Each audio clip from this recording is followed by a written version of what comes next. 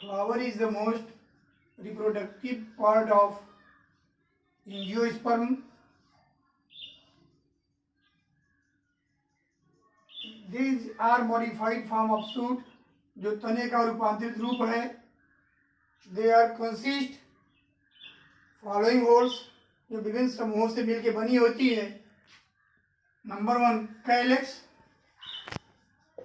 जिसकी इकाई को सेपल कहते हैं. कोरोला, जिसकी इकाई को पेटल कहते हैं. एंड्रोइसियम, जिसकी इकाई को स्टेमन कहते हैं. एंड गाइनोइसियम, जिसकी इकाई को पिस्टिल कहते हैं. जिसमें कैलेक्स एंड कोरोला दो एसेसरी आर्गन हैं, इनको सहायक अंग कहा जाता है. And androecium and gynoecium both are necessary organ, जिसको आवश्यक अंग कहते हैं. जिसमें कैलेक्स किसी पुष्प में सबसे बाहरी चक्र होती है, जो ग्रीन कलर की होती है. यह एक रक्षात्मक चक्र के रूप में होती है. उसके जस्ट नीचे कोरोला होती है, जो रंगीन होती है, जो अट्रैक्टिव होती है और पॉलिनेशन में मदद करती है. इसके जस्ट नीचे एंड्रोइसियम होती है, जिसको नर जनन अंग कहते हैं पुष्प का, जो मुख्यतः 3 भागों से मिलकर बना होता है. Anther sac,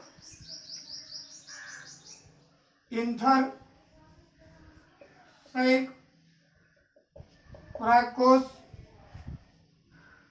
connective योज,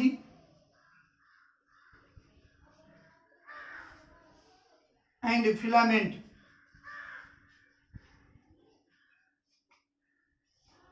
anther sac के अंदर परागकण पोलन ग्रेन का निर्माण होता है, जिसको मेल गैमीट नर युग्मक कहते हैं, और यह माइक्रोस्पोरोजेनेसिस की क्रिया के द्वारा बनते हैं. अर्थात माइक्रोस्पोरोजेनेसिस में माइक्रोस्पोर मदर सेल के अंदर और सूत्री विभाजन मियासिस डिवीजन की क्रिया होती है, जिसके फलस्वरूप परागकण का निर्माण होता है. इसका चौथा चक्र गाइनोइसियम, गाइन मतलब होता है फीमेल, इसियम ब्रांच, जिसको मादा जनन अंग कहते हैं. यह मुख्यतः 3 भागों से मिलकर बनी होती है. स्टिग्मा, स्टाइल और ओवरी. यह ओवरी थैलेमस पर टिकी रहती है. स्टिग्मा यह एक रिसेप्टिव आर्गन होती है परागकण को चिपकाने के लिए. एंड स्टाइल, जिसके थ्रू पोलन ट्यूब प्रवेश करता है. एंड ओवरी और ओवम, यह मादा जनन अंग है, जिसमें पोलन ट्यूब पराग के कण स्टिग्मा पर गिरते हैं. पराग के कण दोहरी लेयर के बने होती है. आउटर लेयर को एक्जाइन कहते हैं और इनर लेयर को इंटाइन कहते हैं. एक्जाइन अलंकृत होती है, वर्डी होती है, जबकि इंटाइन चिकनी होती है, मुलायम होती है.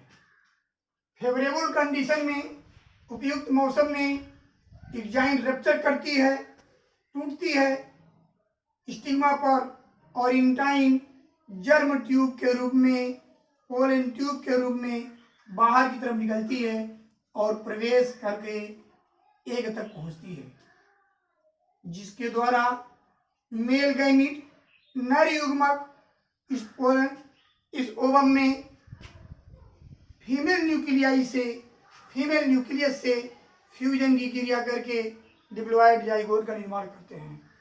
इस क्रिया को फर्टिलाइजेशन कहते हैं, लेकिन एंजियोस्पर्म में फर्टिलाइजेशन एक अलग प्रक्रिया डबल फर्टिलाइजेशन होती है, जिसको यशजी नवास्चीन नामक वैज्ञानिक ने 1898 में दिया था। यशजी नवास्चीन 1898 में डबल फर्टिलाइजेशन शब्द दिया था।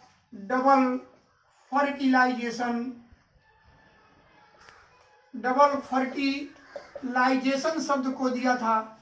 Double fertilisation means male gamete नर युग्मक का एक केंद्रक एग से फ्यूजन की क्रिया करता है और एक केंद्रक पोलर न्यूक्लियाई से फ्यूजन की क्रिया करता है। जब एग से फ्यूजन की क्रिया करता है तो डिप्लॉयड जाइगोट का निर्माण करता है, और जब पोलर न्यूक्लियाई से फ्यूजन की क्रिया करता है तो डिप्लॉयड एंडोस्पर्म का निर्माण करता है। इस प्रक्रिया में जब पोलन ट्यूब के अंदर पराग के केंद्रक के अंदर परागकण के अंदर माइटोसिस की डिवीजन होती है, माइटोसिस की क्रिया होती है, दो केंद्रक बनते हैं, टू मेल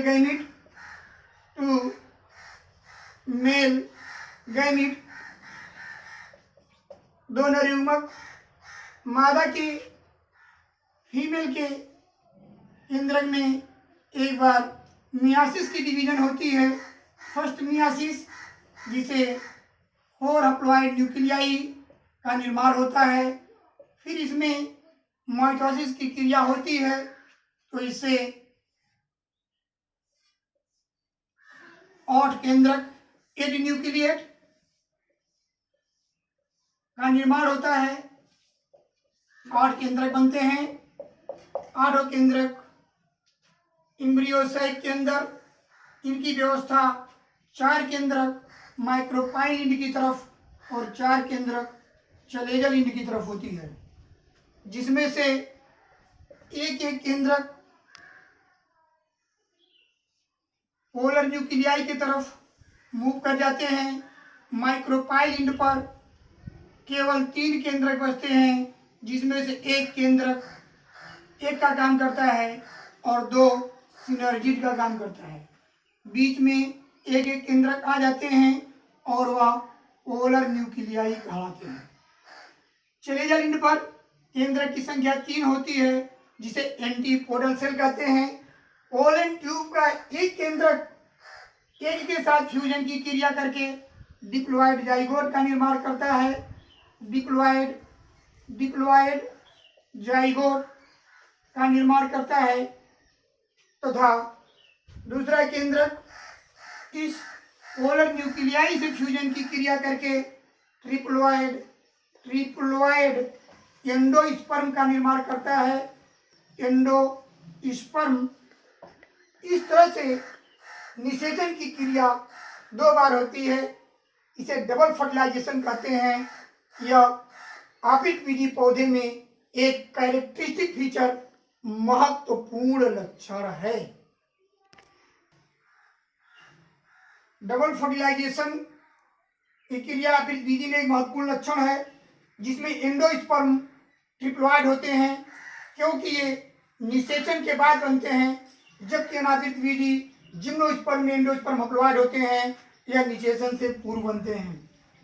इस तरह से 8 न्यूक्लिएट 7 सेल एम्ब्रियो सेल का निर्माण होता है, और यह डिप्लॉयड जाइगोट आगे चल करके एम्ब्रियो का निर्माण करता है। एम्ब्रियो से नए बीज का निर्माण होता है, जिससे एक नए पौधे की विकास होती है और हाइब्रिड बीजी पौधे का निर्माण होता है।